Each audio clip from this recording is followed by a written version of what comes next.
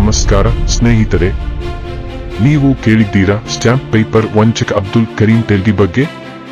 Train ಅಲ್ಲಿ ವ್ಯಾಪಾರ ಮಾಡುತ್ತಿದ್ದ ವ್ಯಕ್ತಿ ಭಾರತದಲ್ಲಿ 30,000 ಕೋಟಿ ಹೇಗೆ ವಂಚನೆ ಮಾಡಿದನು ಅಂತ ಈ ದಿನ ನಾನು ನಿಮಗೆ ನೈಜ ಘಟನೆಯನ್ನು ಈ ವಿಡಿಯೋಲಿ ವಿವರಿಸುತ್ತೇನೆ.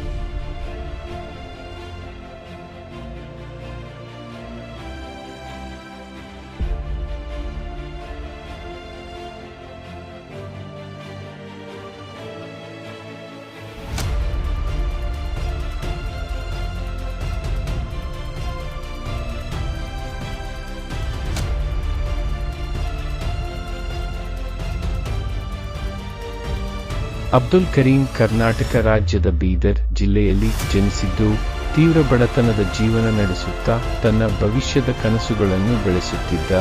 ಅವನಿಗೆ ಬದುಕಿನಲ್ಲಿ ಏನಾದರೂ ಸಾಧಿಸಬೇಕೆಂಬ ಛಲ ಅವನಲ್ಲಿ ಇತ್ತು. ಒಂದು ದಿನ ತೆಲ್ಗಿ ರೈಲಿನಲ್ಲಿ ವ್ಯಾಪಾರ ಮಾಡುತ್ತಾ ತನ್ನ ದಿನಚರಿಯನ್ನು ಸಾಗಿಸುತ್ತಿದ್ದ. ಆ ಸಂದರ್ಭದಲ್ಲಿ ಅದೇ ರೈಲಿನಲ್ಲಿ ಪ್ರಯಾಣಿಸುತ್ತಿದ್ದ ಮುಂಬೈನ ವ್ಯಕ್ತಿಯೊಬ್ಬರು ಅವನ ಚಾತುರ್ಯ ಮತ್ತು ಪ್ರತಿಭೆಯನ್ನು ಗಮನಿಸುತ್ತಾರೆ.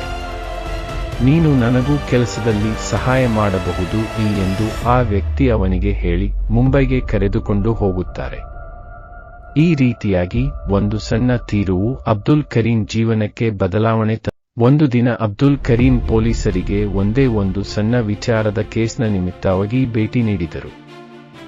ಅಲ್ಲಿ ಅವರು ಒಬ್ಬ ಸಾಮರ್ಥ್ಯ ಬಲವನ್ನು ಹೊಂದಿದ ವ್ಯಕ್ತಿಯನ್ನ ಭೇಟಿಯಾದರು. ಆ ವ್ಯಕ್ತಿ ನಕಲಿ ಸ್ಟಾಂಪ್ಗಳನ್ನು ಮಾಡುವುದು ಹೇಗೆಂದು ತಕ್ಷಣವೇ ಅಬ್ದುಲ್ ಕರೀಂಗೆ ಮನವರಿಕೆ ಮಾಡಿದರು. ಅಬ್ದುಲ್ ಈ ವಿಷಯ ತಿಳಿದು ಸ್ಟಾಂಪ್ ನಕಲಿ ಮಾಡುವ ಮಾರ್ಗವನ್ನು ಪ್ರಯತ್ನಿಸಲು ಮುಂದಾದರು.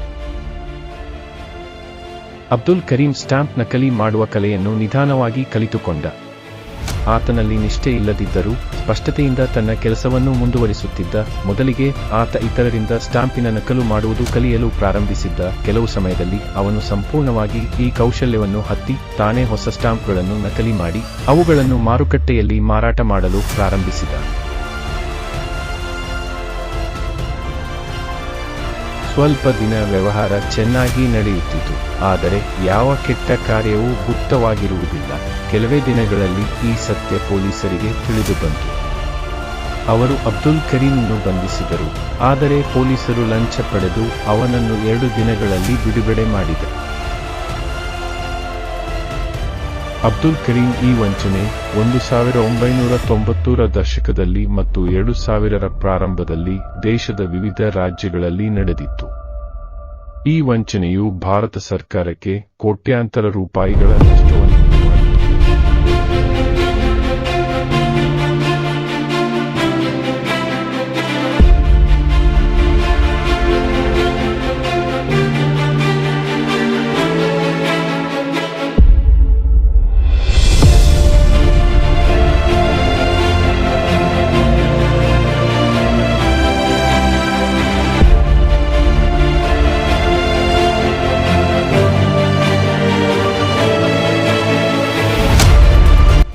ಸ್ಟ್ಯಾಂಪ್ ಪೇಪರ್ ವ್ಯವಹಾರದಲ್ಲಿ ವಂಚನೆ.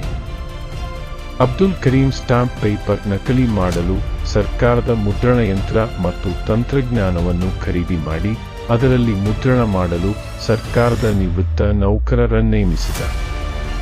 ತೆಲ್ಗಿ ನಕಲಿ ಸ್ಟ್ಯಾಂಪ್ ಪೇಪರ್ಗಳನ್ನು ನಿರ್ಮಿಸಿ ಅವುಗಳನ್ನು ಬ್ಯಾಂಕ್ಗಳು, ವಿಮಾ ಕಂಪನಿಗಳು ಮತ್ತು ಸಾರ್ವಜನಿಕರಿಗೆ ಮಾರಾಟ ಮಾಡುತ್ತಿದ್ದರು. ಈ ನಕಲಿ ಸ್ಟ್ಯಾಂಪ್ ಪೇಪರ್ಗಳನ್ನು ಸತ್ಯವಾದುದು ಎಂದು ತೋರಿಸಲು ಅತಿ ಉನ್ನತ ಮಟ್ಟದ ತಂತ್ರಜ್ಞಾನ ಬಳಸಿಕೊಂಡಿದ್ದರು. ಸರ್ಕಾರ ಈ ವಂಚನೆಯನ್ನು ಅಂದಾಜು ಮಾಡಲಾಗಿದೆ. ಈ ವಂಚನೆಯು ಸುಮಾರು 30,000 ಕೋಟಿಗೂ ಹೆಚ್ಚು ಬೆಳೆದಿತ್ತು ಎಂದು ಅಂದಾಜು ಮಾಡಲಾಗಿದೆ.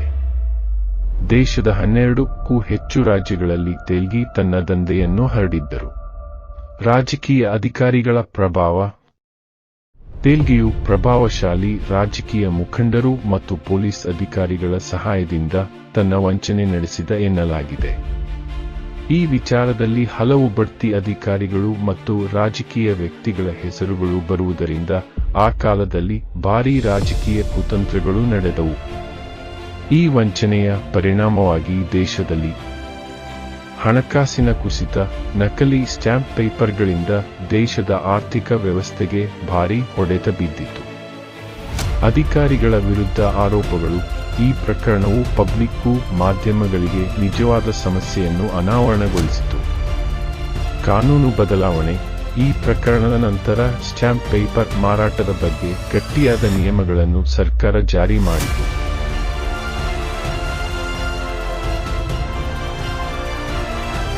ಸ್ಟ್ಯಾಂಪ್ ಪೇಪರ್ ವಂಚನೆಯ 2001ರಲ್ಲಿ ಬೆಳಕಿಗೆ ಬಂತು. ಈ ಜಾಲವನ್ನು ಕೊನೆಗೆ ಕಂಡುಹಿಡಿಯಲು ಬೃಹತ್ ಕಾರ್ಯಾಚರಣೆಯ ಅಗತ್ಯವಾಯಿತು. ಪೊಲೀಸ್ ಅಧಿಕಾರಿಯಾದ ಮೇಕಲ್ ಮಹಾದೇವನ್ ಅವರ ನೇತೃತ್ವದ ತಂಡ ನಕಲಿ ಸ್ಟಾಂಪ್ ಪೇಪರ್ ಹಗರಣವನ್ನು ಪತ್ತೆಹಚ್ಚುವಲ್ಲಿ ಯಶಸ್ವಿಯಾಯಿತು. 2001ರಲ್ಲಿ ಅಬ್ದುಲ್ ಕರೀಂ ತೇಲ್ಗಿಯನ್ನು ಬಂಧಿಸಿ ಅವರನ್ನು ನ್ಯಾಯಾಂಗಕ್ಕೆ ಒಪ್ಪಿಸಲಾಯಿತು. 2006ರಲ್ಲಿ ಬೆಂಗಳೂರಿನ ವಿಶೇಷ ನ್ಯಾಯಾಲಯವು ತೇಲ್ಗಿಗೆ 30 ವರ್ಷಗಳ ಜೈಲು ಶಿಕ್ಷೆಯನ್ನು ವಿಧಿಸಿತು. ಇದಲ್ಲದೆ ಅವರಿಗೆ 202 ಕೋಟಿ ರೂಪಾಯಿಗಳ ದಂಡವನ್ನು ವಿಧಿಸಲಾಯಿತು. ಅಬ್ದುಲ್ ಕರೀಂ ಅವರ ಜೀವನ. 2017ರ ಅಕ್ಟೋಬರ್ 23ರಂದು ಬೆಂಗಳೂರಿನ ಪ್ರಸಿದ್ಧ ಜಯದೇವ ಹೃದಯ ಆಸ್ಪತ್ರೆಯಲ್ಲಿ ಅವರು ತೀವ್ರ ಹೃದಯ ಸಂಬಂಧಿ ಕಾಯಿಲೆಯಿಂದ ನಿಧನರಾದರು.